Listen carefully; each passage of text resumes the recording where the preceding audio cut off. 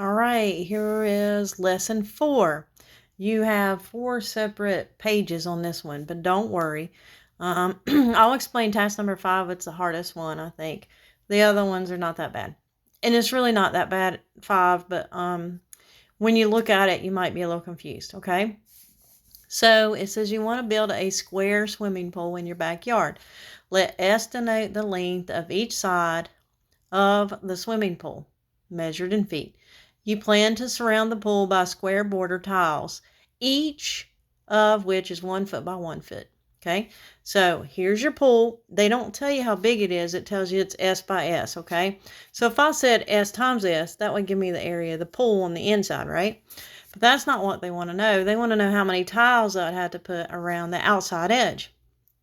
All right, so it says a teacher asks her students to find an expression for the number of tiles needed to surround such a square pool and sees the following responses from her students. 4 times S plus 1, S squared, 4S plus 4, 2S plus 2 times S plus 2, and 4S. Now, I hope you noticed that S squared, I just told you S squared is going to give me the area of the inside of the pool, right? So I know S squared is not going to work, okay? So it says, is each mathematical model correct or incorrect? How do you know? So on the S squared, you would say no, because it would give me the area of the pool, not how many tiles I would need, okay? Now, I'll show you the first one, 4 times S plus 1. I'll show you that real quick. I'm going to draw another pull down here because I don't want to ruin my paper, okay? So I'm going to draw a pull down here. And put the things here. All right, and I know this is S by S, right? So what they did on that is they took, because I know from here to here would be S plus 1, right? Right? And then if I go from here to this corner, that would be S plus 1, right? And then this would become S plus 1, and this would become S plus 1, right?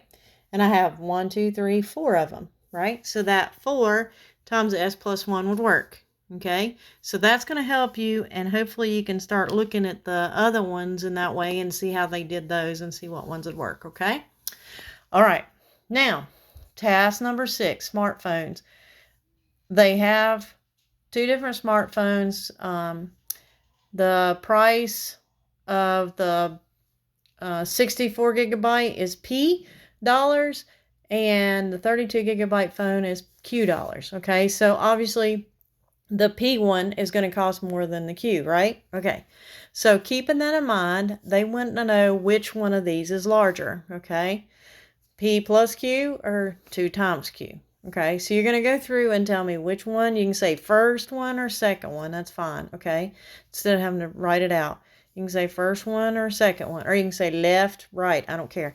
And then tell me why, okay? Just a couple few words. It doesn't have to be a complete sentence. Do that on those.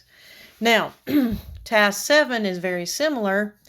But this time, it tells me that X is less than Y, okay? So a little different scenario. Remember, that's less than, okay? So now you're going to go through and tell me which one is larger, okay? Same thing. And then on the last one, this is yours on another one of these. This one, it doesn't tell you, right? It just says based on the layout of the expression, which one's larger. So go through and figure that out, okay? And just tell me which one you think and why.